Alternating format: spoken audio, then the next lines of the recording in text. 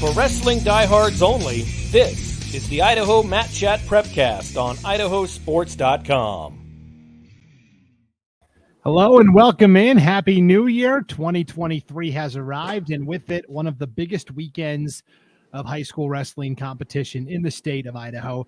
This is the Mat Chat Prepcast on IdahoSports.com. We are coming at you live tonight on the IdahoSports.com YouTube channel, Facebook page, and Twitter account. Thanks for being with us, everybody. We do this every week, either Tuesday or Wednesday, depending on whether I have a basketball game or not. But we do this every Tuesday or Wednesday, 8 p.m. Mountain Time, 7 p.m. Pacific Time, where we break down the hottest wrestling topics live for you, the wrestling fans. My name is Brandon Baney, joined tonight by Al Fontes and Jacob Eck. Al, Happy New Year. How were the holidays? Happy New Year. Oh, they were great. Just kicked back with family and friends, and everything went well. It was a good time. Enjoyed the weather. It was nice and cold. That's right. We had that nationwide cold snap there that Thursday right before Christmas weekend. Really made things kind of dicey. I was driving up to Montana that day, and it was 36 below at the top of Monida Pass right there on the Idaho-Montana border, and it was so cold in my car. I couldn't feel my toes. I had to switch with my wife. She had to take over, and I put my feet up on the dash by the little heat vent to try and get some feeling back in my toes. It was pretty brutal. Jacob, how did you do weather-wise for the holidays? Good. We went to Island Park and got snowed on every day, I think. So then we came back, and it was sunny and 40. So it was a weird change. Yeah, it was a pretty wild swing, definitely. Hey, everybody that's watching tonight, whether you're on YouTube, Facebook, or Twitter, first of all, thanks for joining us live. I know it's hard to join us live sometimes, but while you're sitting here and you're tuning in live, if you can do a couple of things for us, it will help out everybody that wants to tune in tomorrow or even Thursday or maybe even over the weekend. Go ahead and hit that like button. If you're sitting on Facebook, hit that like button. And if you're on YouTube, hit the subscribe button. It's a little bell icon. And then if you are on Twitter or Facebook, go ahead and share this too when it's all said and done. If you share it with all of your family and friends, that means more eyeballs get to see this, because I know not everybody can make it live to this podcast every week. But if you hit the like and share buttons, that helps the algorithms that social media uses, and then more people get to see it in the future. So thanks for doing that. And of course, this is a show. Yeah, we're all kind of the hosts of this, but we want to hear from you, the fans, too. Where are you watching from tonight? Who are you rooting for this weekend? A lot of teams are going to be at Rollie Lane, and we'll get to that. That's the big story for sure. But, give a shout out to your favorite team, your favorite athlete. If you've got a question for us, go ahead and throw it in the comments. We'll throw it up on the screen and break it down for you. So, let's get into it. This is the story. The title of this podcast episode is the Rollie Lane Preview. Al, this is the premier regular season event in the state of Idaho. It all happens at the Idaho Center this weekend. Columbia High School always puts the tournament on, and if you've never been before, it's really something to behold, huh? It is. This is basically the measuring stick to really see where your kids stand as far as preparation for the state championships. In fact, it's tougher than state, because this year you got roughly 70 teams, boys teams and girls. They're close to 60 teams, up almost 10 from last year of 50. So, and it looks like we're going to have about 13 of the ranked teams in the state from the 4 divisions. It's going to be very competitive. Yeah, there's going to be roughly 50, just under 50 teams from Idaho, and then you'll have Nevada, Oregon, Utah, and Washington schools coming to compete as well.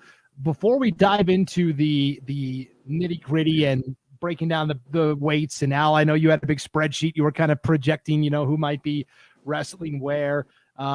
First shout out of the night, by the way, from Matthew Hamilton from Post Falls, Idaho.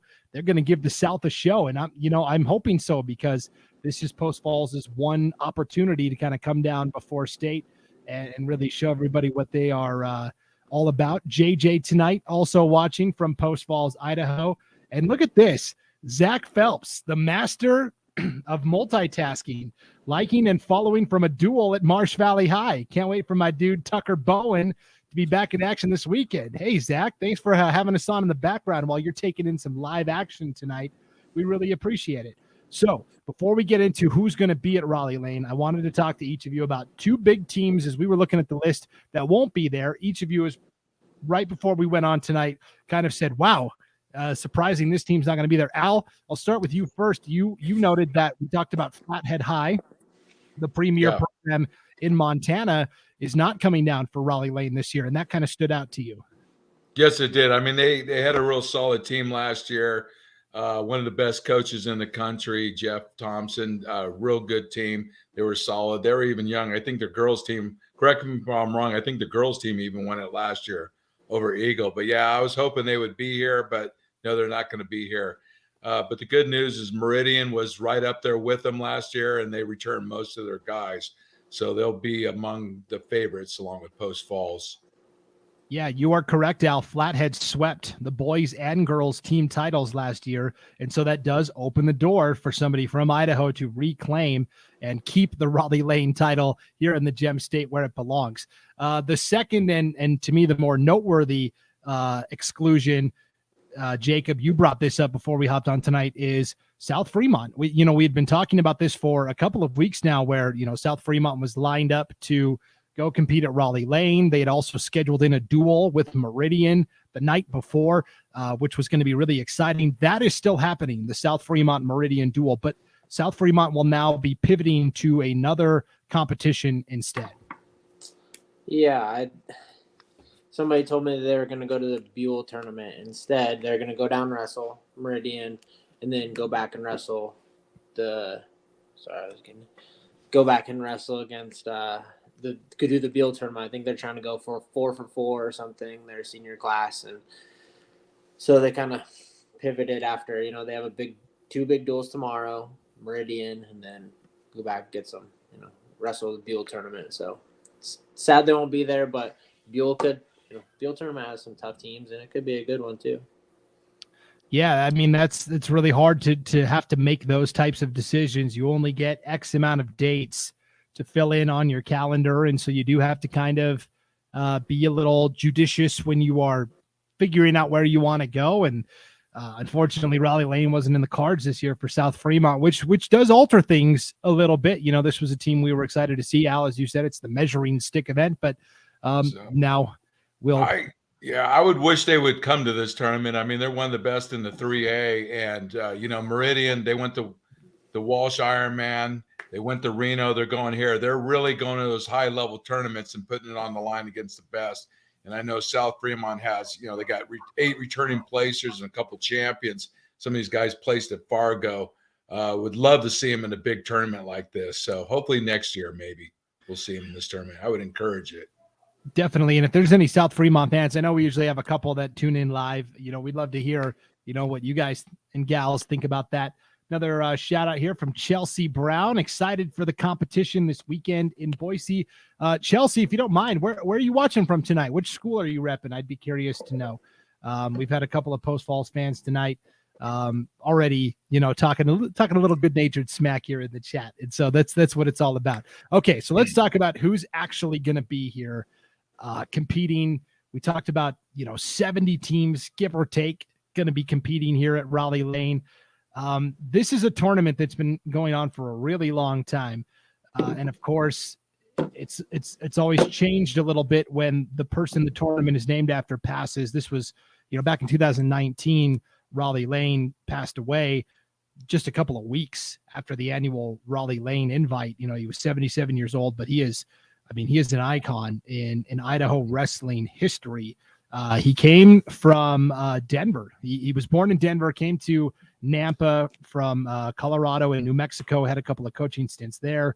And this was in the 70s when, believe it or not, wrestling wasn't as popular as it is today. And wrestling has only grown in popularity because of people like Rollie Lane. In his career at Nampa, check out this duel record, guys. 187-13. He only lost 13 times in duels in his career at Nampa. 3 state championships, 79, 80, and 88. Rollie Lane, just a pioneer in terms of Idaho wrestling And Al, you commented on how smooth the tournament runs. It is wall-to-wall action, 16-man brackets, and it's really a sight to behold. Yeah, Coach Todd Caddy from Columbia does a great job. I mean, everything flowed. The last 2 years I've gone to it, seemed like everything flowed. It'll be a little interesting this year because the girls are growing. So, I mean, in the past, I believe we had a second chance tournament for the kids that didn't win the first day. They let them wrestle another tournament. I don't think that's going to happen anymore because the girls are exponentially grown. So it'll be 2 solid days of wrestling. Day 2 will be really interesting when we get into the quarters and the semis, and then pre-medal matches, blood rounds. Expect a lot of good wrestling. Yeah, it's going to be a fun weekend for sure. We're getting more comments in here. I asked Chelsea where she was watching from, who she's repping tonight. Thunder Ridge, the Titans from Idaho Falls. She says Taylor and Tayson Brown. That's part of her crew. So we're excited to see Thunder Ridge compete. Certainly. We've got a couple of comments still about Buell as well. Easton says, I'm hoping that Minico is going to Buell. We need a rematch at 113, Jacob. What do you think? There's also a good match that Buell right before Christmas break at 13, Banta and Valero, I think it was. I mean, it's a pretty good match. I heard, though, Banta might be going down to 106. So hopefully Easton will tell us in the chat right now when he's going to be a 6-pounder if he's not at all. Okay, there it is. Easton.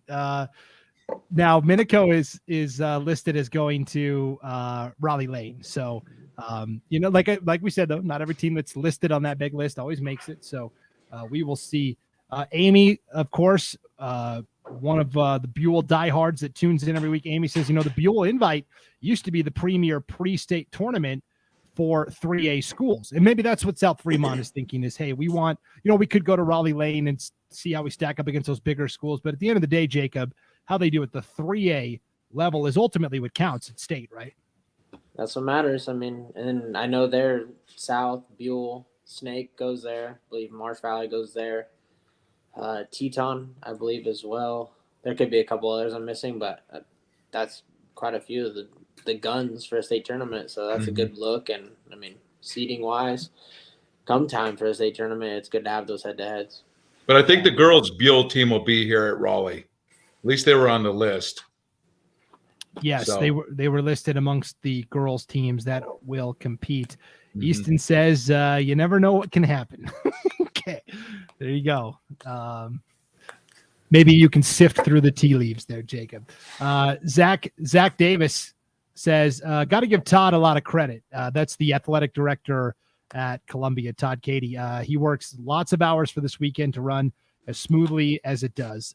Completely agree. It is something to behold for one athletic director to kind of organize all of this. And we were kind of, I know we were all hoping to get the official matchups and brackets, and we're kind of leaning on Todd a little bit. Like, can you give us something? And, he's still working on it, right? I mean, we're only at Tuesday, so it's something that he is still working on as we speak. So, Al, when we talk about weight classes and matchups and things, it's going to be a kind of an educated guess, but we're probably going to be in the ballpark, right?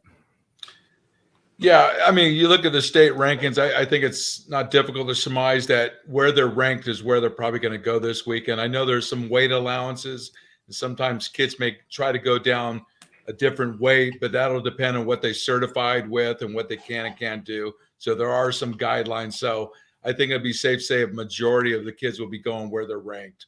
There could be some drops. Jacob, unless you know any more, I would say that's about most kids be going where they're ranked. I could see some of the higher level kids or guys with a state title or two dropping a weight to wrestle a tougher bracket or, go chase those tough matches. Yeah. Other than that, most guys where they're ranked right now that's where they're going, I think. Yeah, I agree. Yeah, it's pretty locked in at this point. And real quick, I did want to mention something I noticed before I forgot. I always try to, tell people what's going on up in North Idaho. It's always tough to, keep track of tabs of what's going on up north. I did see that Skyla Zimmerman, the great wrestler for Moscow, is going to announce tomorrow where she is signing to wrestle collegiately. So she's having her signing day tomorrow. And so next week on the podcast, we can talk about that a little bit, because Skyla on the girls' side for Moscow is one of the athletes I'm really excited to see compete again, because Moscow doesn't get to come down a lot and compete. And so that's going to be a lot of fun, I think. So. Yeah, I think it's great, because if you look at college wrestling for women, primarily in the NAIA, that's where a vast majority of the teams are, probably 40 plus, maybe 50.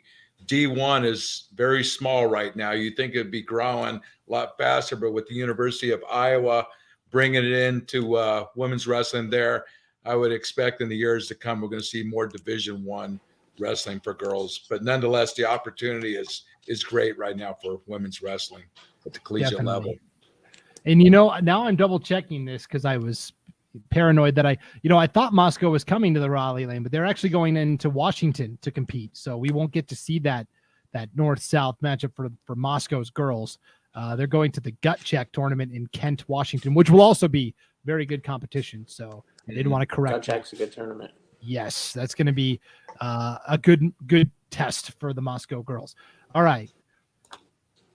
Donovan wants to know, our good friend Donovan from Idaho Falls, there's a lot of really tough weight classes this weekend. Which weights are you really keeping an eye on? I'll give each of you one. Jacob, you go first. What is the one weight class that everyone should keep an eye on? It's a hybrid, though.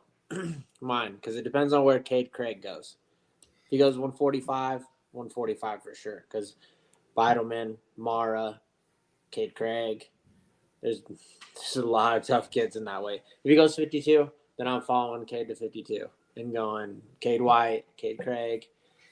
There's going to be one of those weights is going to be super tough. And there's going to be, a kid with multiple state titles that is wrestling on the backside in consolation semis, stuff like that. And I will mention, I'm going 45 or 52, but I need to know from Cade Craig where he's going. Yeah. And I will mention that both of those weight classes are open. The defending titles last year, a kid from Flathead won at 145. Flathead's not here this year. And Tate Gillette from Gooding won the 152 title last year. He graduated. So both of those weight classes in terms of, championship, they're right there and they're open. So those are two pretty good answers, Al. What would you say? I was thinking the same thing, because you got Beidelman. I believe this is, if he's placed 3 times at this tournament. Last year was 6. I think he won and maybe been second the years before. Mara's been in the finals twice. Then Cade Craig is a 2-time placer. So if they're in the weight, I'd say that's probably going to be one of the toughest weight groups in the tournament if they meet at 45s. So yes. I have to agree with that. That's what I was thinking, the same thing. The middle weights are going to be really interesting to watch for sure. H.A. Havas says Lewiston will be at Gut Check as well. So Lewiston is going to head west to Washington. Tell us a little bit about that tournament, Jacob. It's over in Kent, Washington, but we know Washington's got good competition. Gut Check, I think 2 years ago, Blair Academy went even. Wow. Best prep school in the country, or one of the two, arguably, goes. And Washington has a lot of guys that wrestle freestyle Greco and been doing a lot of good things. And Gut Check is for real. That tournament, if you can attract Blair to it, it's no joke. So, it'll be exciting. It'll be good to see, Lewiston with Hoyt there and see what they can do. Yeah. And Blair Academy is in New Jersey, right? Blairstown. Yeah, that's a long trip. So yeah, the juice better be worth the squeeze if you're going to make that cross-country trip for Blair Academy. Certainly. Let me pose the question to those watching tonight. What are weight classes that you are excited to see? It can even be, if you've got a son or daughter that's wrestling, it can be their weight class.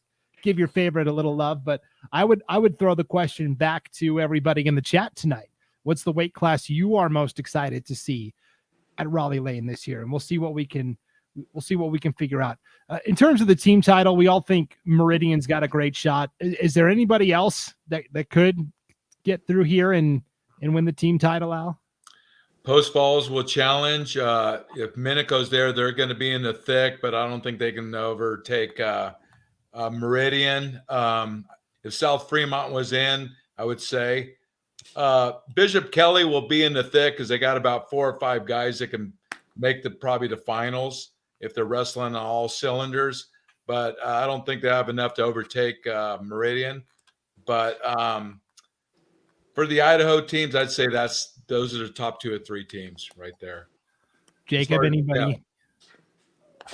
I think Post Falls is actually going to surprise some people. But, I mean, really. And it goes with, again, is Ryder Sagan going to go 98 or is he going to go 106?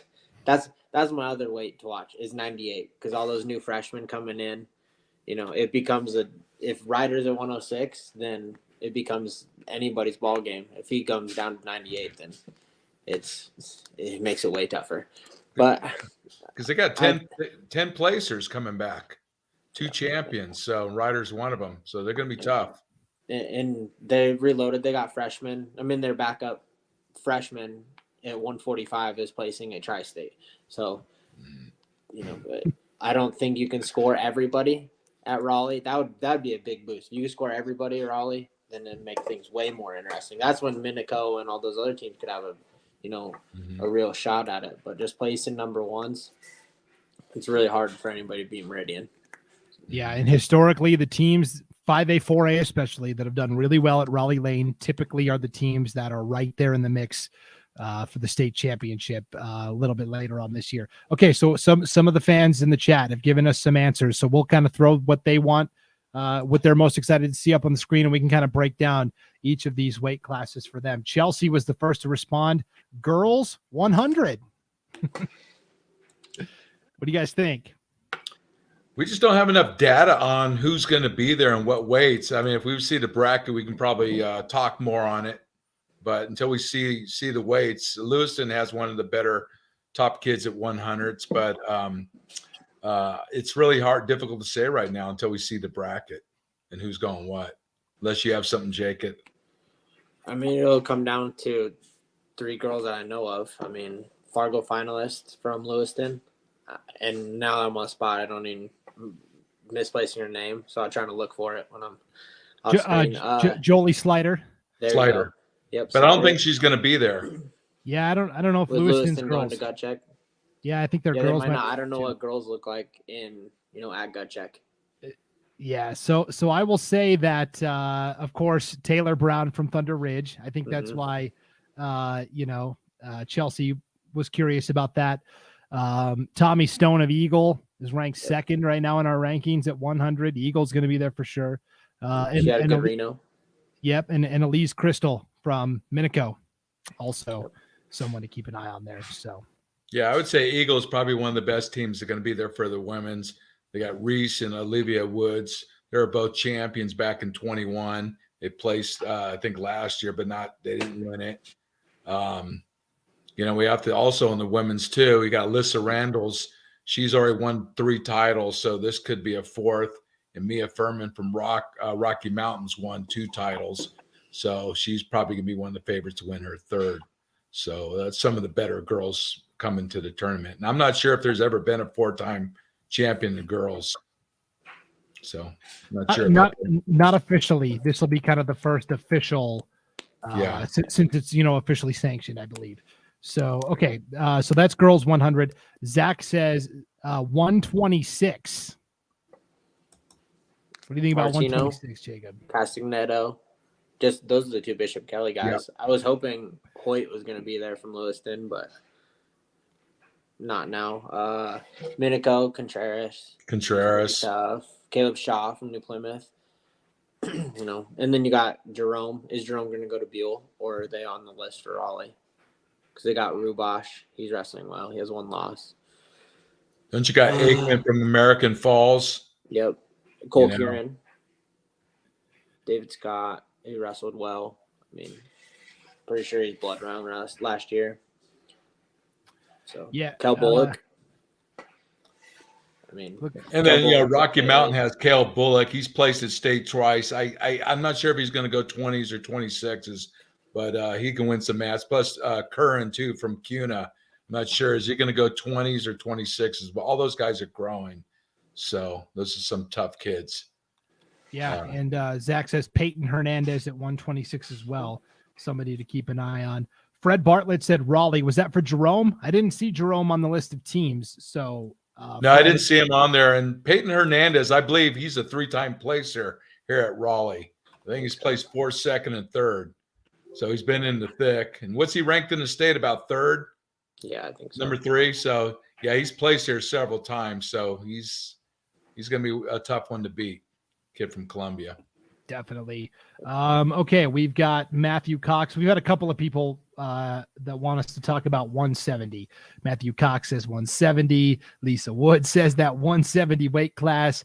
Matthew Hamilton's going to get the conversation started because he says Jose Laguna from Post Falls will be another name to watch at 170. What else do you think about this 170 weight class? Hudson Rogers, yeah, he's going to be. Yeah, he did well at Reno. He was in the blood rounds, I believe, at the Ironman in Ohio, which is saying a lot at that tournament. And trying to think who else is at 70s. Who's the kid from Nampa? Siemens? I think, isn't Nampa most of their starters all going to? Yeah, so as far as I know, and it could change, I think Navarro, Luna, Expert, and Nico Gonzalez and Gunter are going to Dock B in California. But the rest I think are coming. Well, and then Middleton, the Hawkwind kid. Yeah. Accordingly from Highland. Oh, see, look, right before you put it up. So Lisa was going to talk about that. My son Trevin didn't wrestle last year at Raleigh due to injury. Excited to see these 170-pound matchups. So are we. And here's Zach with Nakoa Ferret at 170 as well. So and he's placed there twice, I believe, too. So kid from Columbia, he's really tough. So yeah, that's going to be a very competitive weight, very tough. Definitely. So Fred Bartlett, we were asking about Jerome, where they're headed this weekend. He says they're not at Buell. And then the shrug emoji. So, okay, I didn't see him on the Rollie Lane list either. So maybe Jerome's going somewhere else. What else? Alfonso Ramos says 145 is real tough. Who wins it? Quit being PC and let's hear it. Al, are you ready to step out on that ledge? I think Mara's going to be tough to beat. You got Cade Craig, if they're battled, but Mara's been battle tested. He's been to Fargo. He's been to Ironman, Ohio. He's been to the toughest tournaments. He knows how to win at these big tournaments, but Cade Craig does as well. And who else do we have in there, Jacob, at 45? So Beidelman, yeah, Beidelman's really solid. So I'd say the semifinals is going to be really tough. Even make it in the finals. On the limb. If Cade goes 45, Cade wins it. Yeah. That's what I'm going to say. All right, Tom Baumgartner, a YouTube comment. 138. Traden, my kid wrestling. Traden is his kid wrestling as a freshman for Century.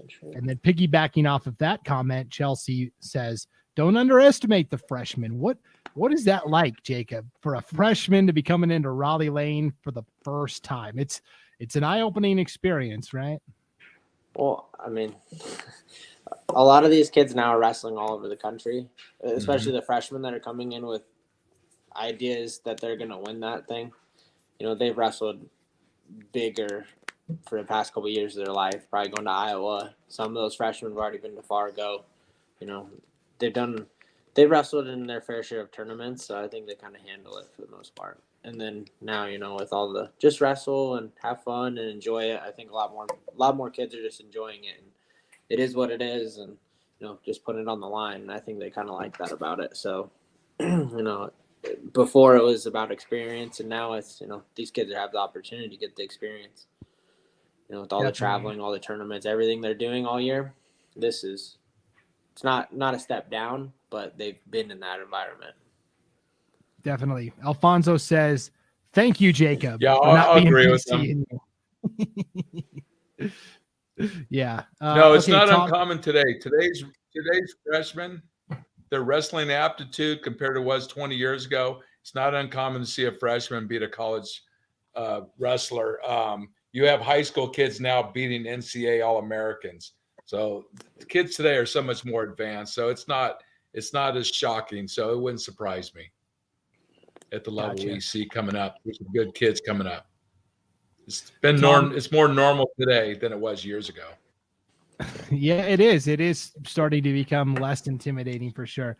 Tom says his son is wrestling at the Trayden McPherson tourney in Bear Lake. That's what he's excited for. His son's name is Mason. So I got that. I thought his son was Trayden, and he's like, no, he's wrestling at Trayden. Gotcha. Okay, sorry about that, Tom. Yes, exciting to see how that goes down there at Bear Lake as well. I think that's just a one-day, right? A one-day tournament on Saturday. But there'll be a lot of 2As there. Yes. I know of. So there'll be some good competition. Yeah. The 2As, talking to one of our IdahoSports.com broadcasters, Scott Burton. He's also the athletic director at Jerome. So I was talking to him a little bit after the annual Matthews Invite that Jerome hosts every year. And he said the team he was most impressed by was a 2A Westside. He said Westside came over and competed really phenomenally well. And it was a team that's not really on his radar because he gets kind of wrapped up in the 5A, 4A stuff. So he did give props to Westside. And so, yes, there's going to be some good 2A action down there at Bear Lake. You're right, Jacob. Let's see who else wants to hear about. Alfonso says 145 is tough. Yes, definitely agree with that. There was one more in here. I'm trying to find it because we've got so many comments, which is great, guys. Keep them coming. Seriously. Let's see. It was, right here. A couple of shout outs. Renee wants to give a shout out to Cole Curran. What do you guys think? Tough kid from CUNA. He's going to be in it at 26. Yeah. He's doing all the right things. He's doing it year round, working hard. I see him at all the camps. He's a tough kid. When the kids at our schools wrestle him, they go back and forth. He's a competitor. So he'll be tough to beat. Definitely. And then there was a comment about Jaden Skellinger in here too. I can't find it now. So I apologize for that. But they basically said that they're really excited to see Jaden Skellinger compete because, well, he's done it all on the biggest stages, right, Al? Yeah, he was a U15 World Greco champ. He's a Fargo All-American. He's got his resume is about 2 pages worth of what he's done, but a lot of that's in freestyle and Greco. This is his first year wrestling the collegiate style at Sierra Nevada. He pretty much dominated everyone. I think he was at 52s, so I'm not sure what weight he'll go this weekend, whether it's 52s or 60s, but whatever weight he's going to challenge for the title. He's looking. Those weights are weird too, though. Now, what's that? Those weights are weird. Like around the country now, it's like 44, 50. Yeah. Idaho still, we're sticking to one, and some places around the country are doing a different set. So, yeah, he's definitely gonna be one of the favorites. He's fun to watch. That's my other dream matchup. Get Jaden down at 152. Put Cade Craig up there at 52 pounders. Let them all wrestle. A real White in there. Let's get after it. A real free for all, that's for sure. Fred talking about the Buell Invite. Look at this lineup: South Fremont, Snake River, Ryrie, Spring Creek, Nevada, Elko, Nevada, all coming to Buell. That's kind of flying under the radar a little bit too. It's gonna be good. So those 3A teams are probably top 3 at the state tournament between South, Buell, Snake. It could be those 3. Very, very potentially should be those 3. So it'd be fun to see them all kind of put all their guys in a bracket, add some Nevada in there, and add a little bit to it and get after it. For sure. Speaking of Nevada, Michael Banks had a question. How did Idaho do at the Sierra Nevada tourney? Do either of you know? Yeah, I know. Bishop Kelly did really well. Martino was in the finals against a California kid, took second. I think went down to overtime. Skellinger won it, pretty much dominated the competition. I think Castaneda placed. I can't remember. I have to go back and look. And then one of the Valdez brothers placed. Draven Johns went top 6.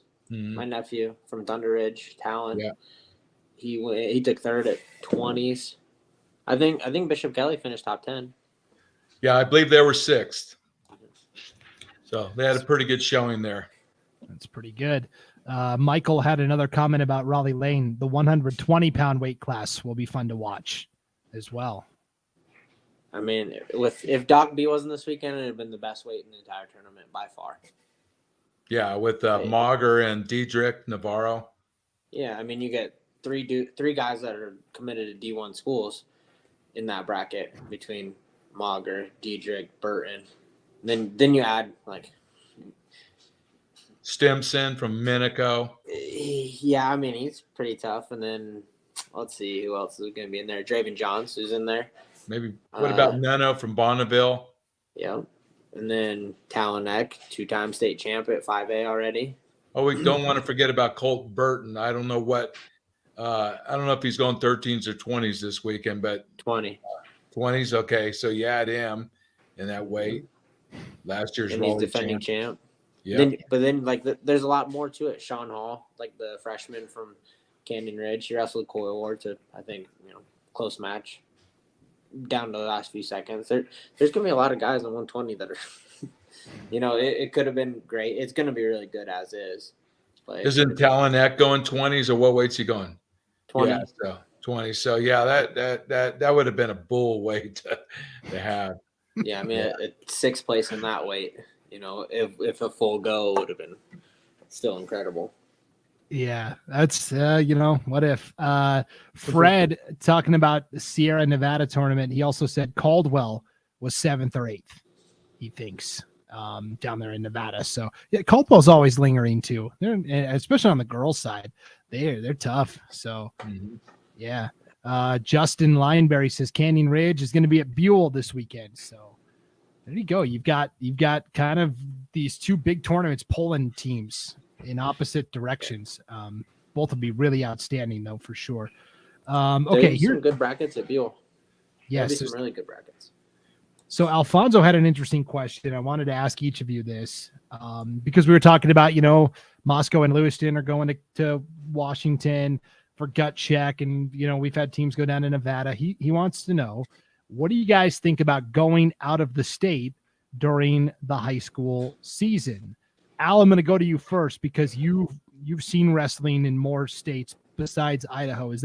It's pretty common in wrestling, right? Yeah, I've been all over the country. And so if you got a kid that has D1 potential, D2 potential, you want to go to college, I highly encourage our best kids, especially if they're undefeated, they need to go to Doc B, Walsh Ironman, go up to Washington, or go to Sierra Nevada or these other states. You want to see the other competition and put it on the line against these better kids. So I highly encourage it for the best kids to do that. Jacob, what do you think? I think during high school, you got to look at kind of your lineup and your team. It's good for some and not so good for a few. Going to TLC, going to Doc B, kind of like what Nampa's doing. And I'm assuming Blackfoot.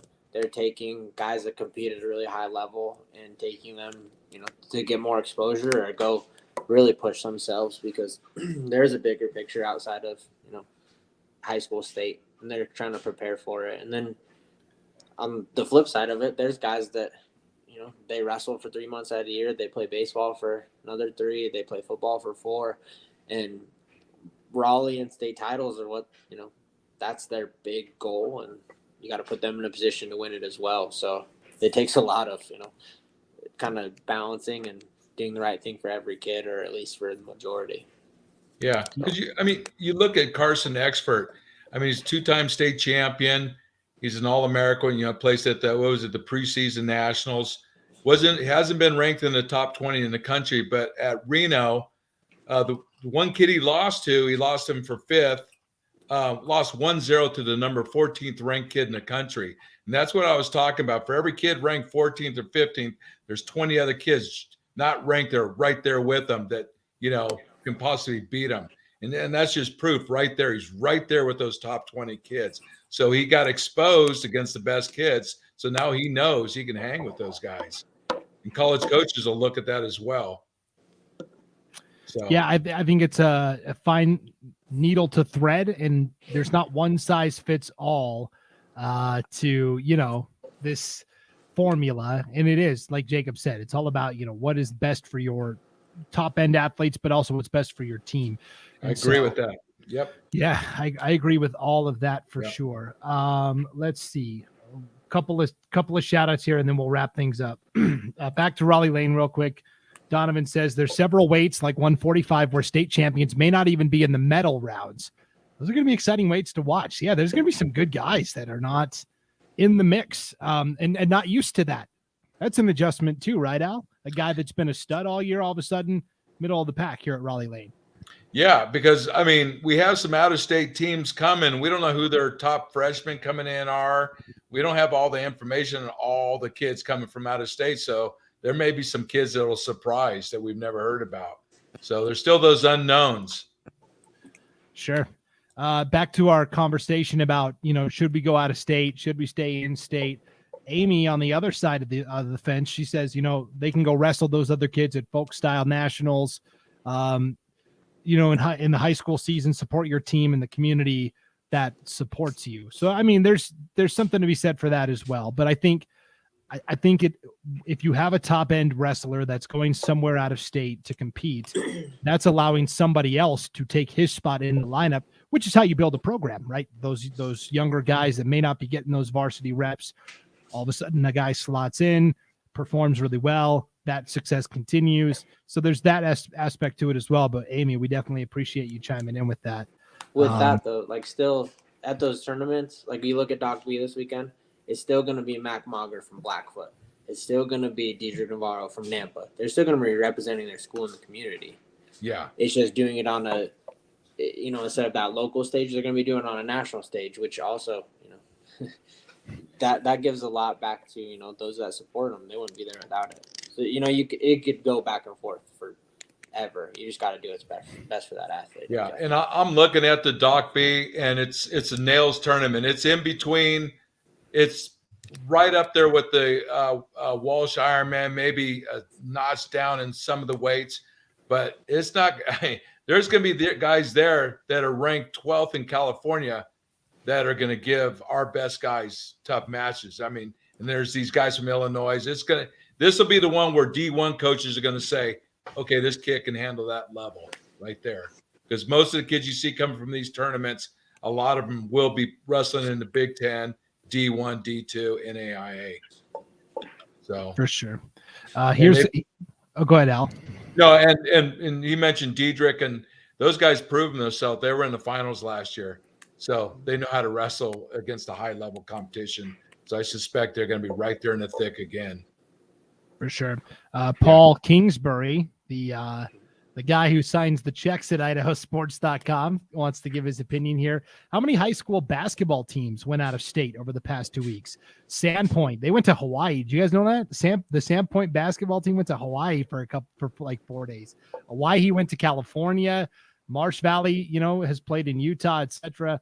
Paul says wrestlers should go where the best competition is. That's how you get better. I think we all agree with that, certainly. So, and then Ronan asked, does Bonner's Ferry? I'm going to ask Ronan, does Bonner's Ferry what?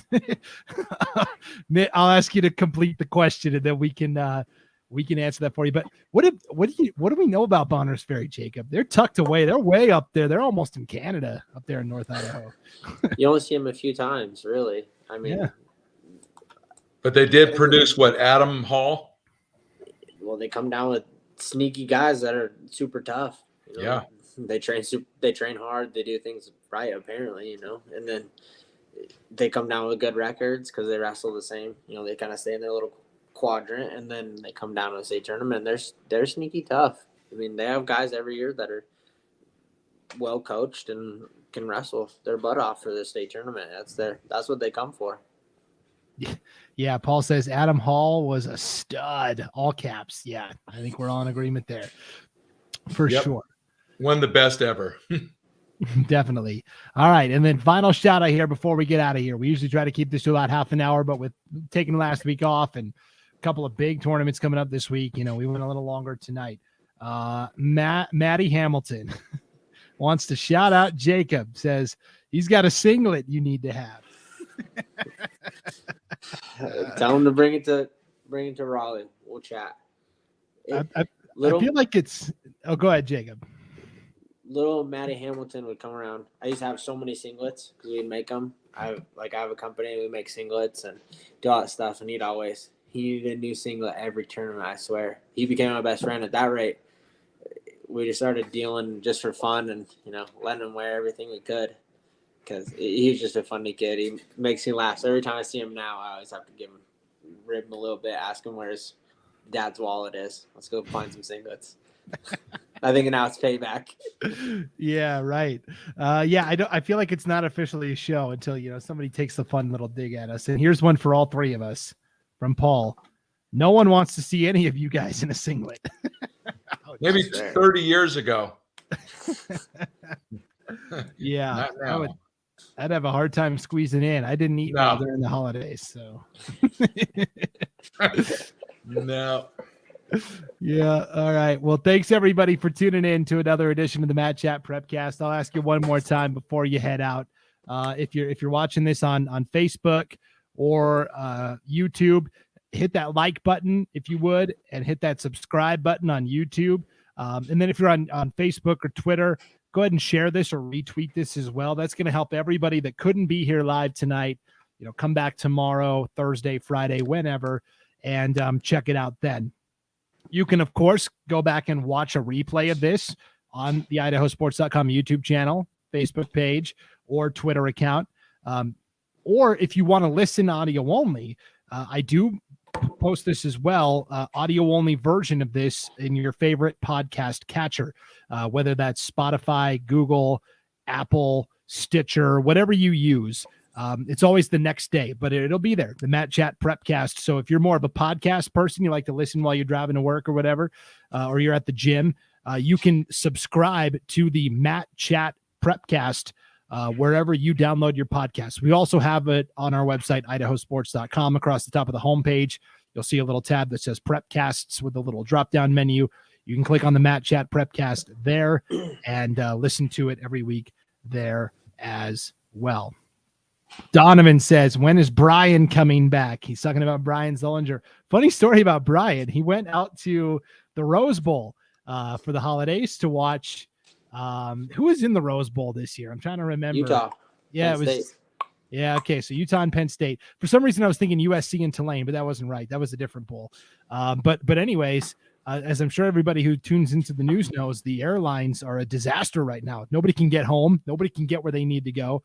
So Brian is stuck in like airport limbo. And so he wasn't able to join us tonight, but he should be back next week for the Matt Chat Prepcast. So yes, that's where Brian is. He's totally fine. Took in a really good college football game and now just waiting to get back home, as so many are. So, all right, H.A. Havas gets the final word. Thanks, guys. Gotta love Tuesday nights now. Yeah, definitely. I will say there will be a couple of times still this year where we may have to go on Wednesday nights only because I'm broadcasting a basketball game somewhere. It won't be every week. It's only a couple more times this year, but stay tuned for that. I'll always publish when the show is going to be on all of our social media accounts. But Tuesdays or Wednesdays, 8 p.m. Mountain Time, 7 p.m. Pacific Time. Thank you, everybody, for tuning in to the Idaho Matt Chat Prepcast. Enjoy the competition this weekend, and we'll see you next time on IdahoSports.com.